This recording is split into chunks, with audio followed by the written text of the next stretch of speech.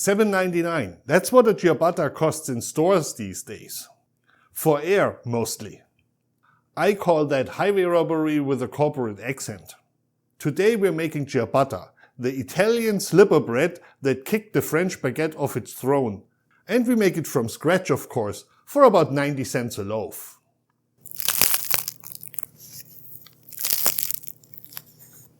That's what a real ciabatta should sound like. But first, a little history, because bread this good doesn't happen on a whim. It's 1982, Italy, a little south of Venice. The French baguette is eating the European bread culture alive. Supermarkets are flooded with baguettes, and the Italian bakers, well, they're almost losing their shirts. And then one man named Arnaldo Cavallari had enough. Cavallari was a former race driver and quite successful at that, and then he turned miller because his family owned a wheat mill. He looked at the French baguette problem they were having and he decided to engineer an Italian response to that. Once he succeeded at that, he named it after footwear. Ciabatta means slipper in Italian. And when you look at them, you see the family resemblance. In Italy, naming bread after footwear is apparently a compliment.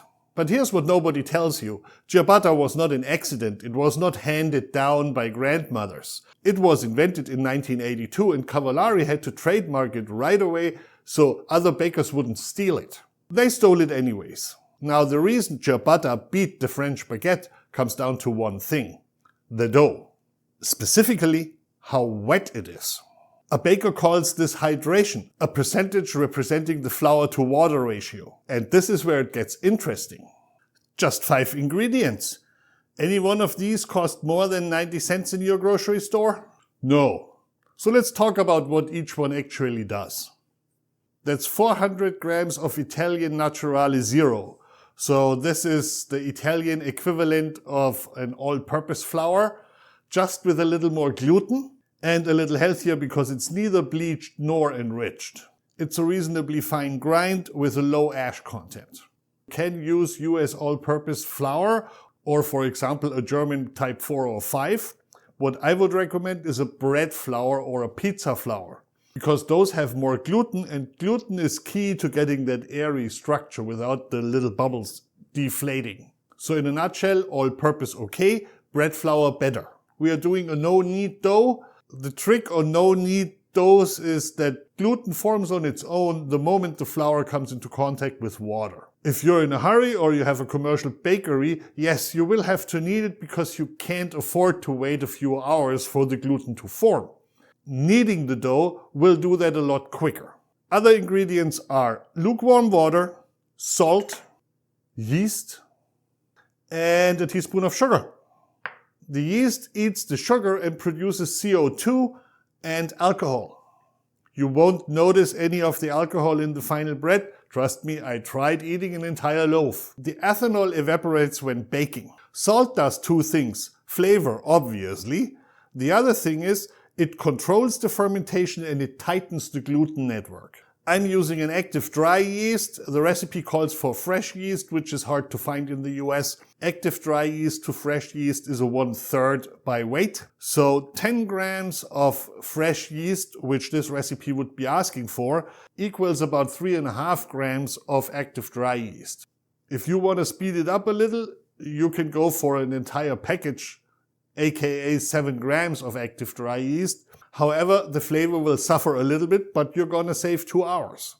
The water, lukewarm, you essentially don't even want to feel anything when you put your finger in. Too hot will kill the yeast. Too cold, the yeast won't even wake up. Lukewarm, around 38 Celsius or 100 Fahrenheit is just fine. These are 280 milliliters of water, which compared to the flour is 70% of the flour. That means we have a 70% hydration dough, which is a pretty wet dough. You will see it's quite sticky. You cannot really knead a wet dough. You have to carefully fold it, and that's exactly what we're going to do. More about that in a few minutes. Usually we mix the dry ingredients first.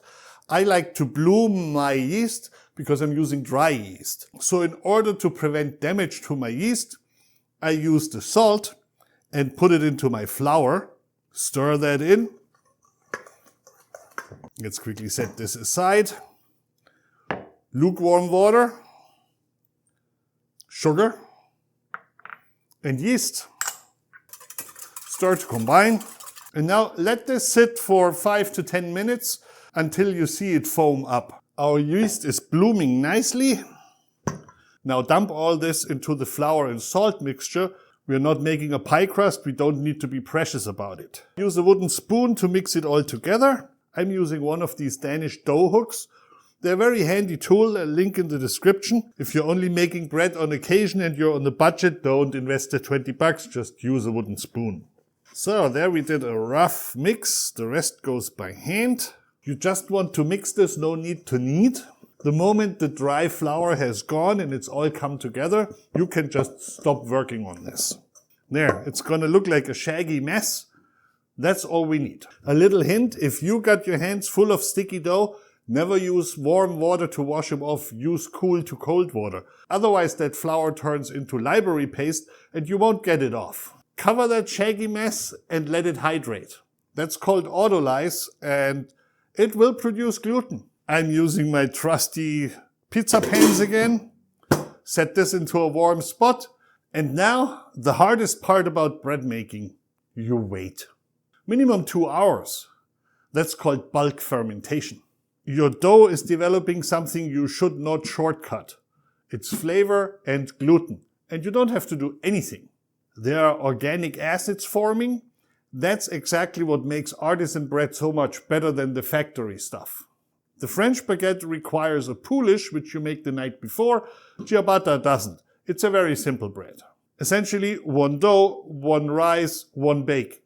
End of story. Well, while you wait, you've got nothing better to do than do whatever you want to do. Or my recommendation, pour yourself a nice adult beverage and think about what you're gonna eat this with. While sipping and enjoying, how about you give this video a like, hit the subscribe button and the little notification bell so you don't miss another episode. Cheers, see you in 2 hours. Time for the stretch and folds. Wet hand is your friend, makes it stick a lot less. Carefully peel it off the side of your bowl, and once it looks like this, you stretch and fold. You take one corner, you pull as far as it goes without tearing, like you don't want this. So you just pull, fold to the center. Turn a little, pull, fold to the center. Be very careful about this. You want to deflate this as little as possible.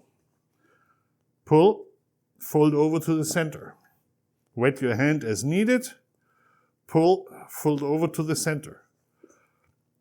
See how that raggedy mess suddenly turns smooth? You are actually building a gluten network without aggressive kneading. There, that's all we need. Cover it again.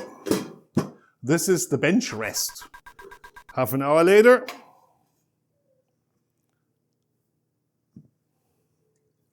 we do a second fold. Very careful now.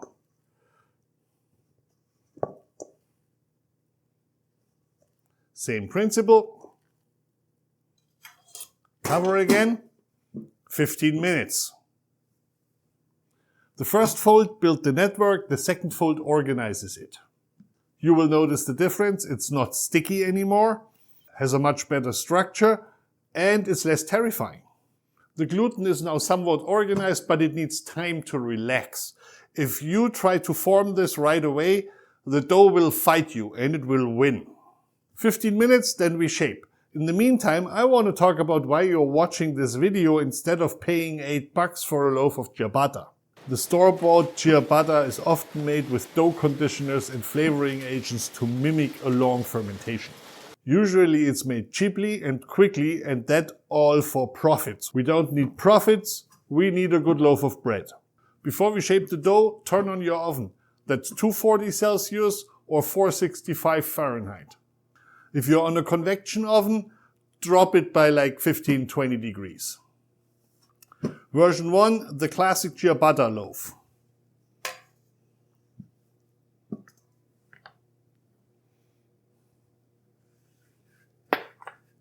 We are not shaping this aggressively like you would shape a regular sourdough bread. We are more like guiding it into shape.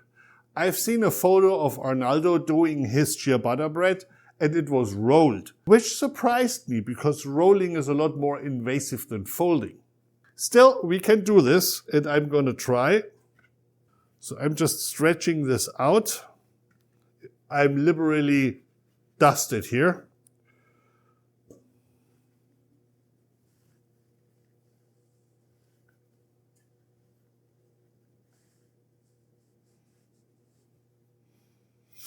And now I'm just kind of fold rolling it.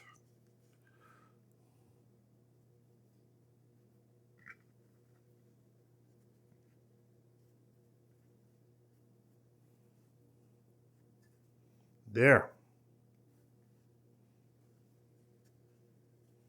If you're baking it on a baking sheet, that's easy. Put your parchment paper down, put this on, cover it, let it go for another half hour to hour until it's nice and fluffy and push the whole thing into the oven. I'm using a pizza stone for baking this, so I need some kind of transfer, which is why I'm putting this bread on a peel for the final proofing. So I don't have to move the bread afterwards anymore. I just push it into the oven and that's it. I'll just cover this with a towel and let it sit for another half hour before I shoot it into the oven. Version 2. Same dough, different destiny. Individual buns. We want those for paninis. Germans call this a Semmel or a Brötchen. Italians call it panino, and that might ring a bell. I call it the main reason why ciabatta exists. Same gentle handling as before. Disturb the dough as little as possible, although this is a problem when you try to cut it up. Again, liberal on the flour.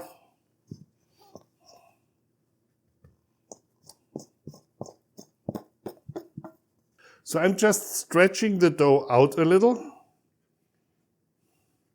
Just as before. But now we're actually gonna cut it into squares. You know those little ciabatta buns you can get at like Trader Joe's? That's what we're aiming for. Little flour on top, or maybe a little more, doesn't hurt this dough. I cut it down in the middle. And then I cut it into squares.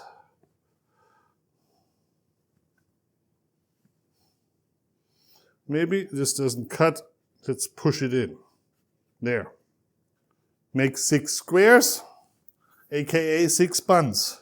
Again, liberal on the flour. I'm setting this onto a pizza peel thingy here, because then I can just shoot it into the oven whenever they're done. There. Cover them for about half an hour to 45 minutes until they've risen a little more and then shoot them straight into the oven. I'm going to use steam in the oven to prevent the crust from setting too quickly, so I get more oven spring. 1 cut and a single cut only down the length of the dough, and into the oven it goes to 140 Celsius, 465 Fahrenheit.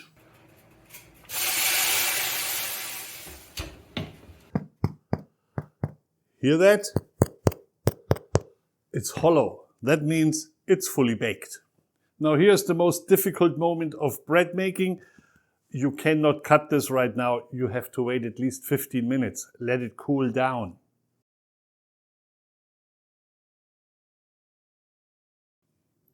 This is what they look now. Despite being quite liberal on the flour, they're still a little bit sticky. So I loosen them up. And in the oven they go.